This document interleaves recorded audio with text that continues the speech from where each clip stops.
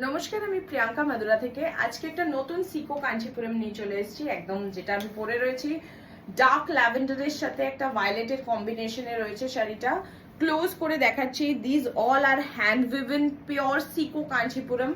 একদম এরম ভাবে রুদ্রাক্ষ মোটিভে দুদিকের এরকম বর্ডার রয়েছে উইথ গ্যাপ মোটিভ, মানে এটাকে গ্যাপ বর্ডার বা রেটাপেড বর্ডার বলে। সেম বর্ডারটা ওপরেও রয়েছে। ফুল বডিতে এরম ভাবে ইয়ারি বুট্টা রয়েছে। দিস বুট্টা কল্ড ইজ ইয়ারি বুট্টা।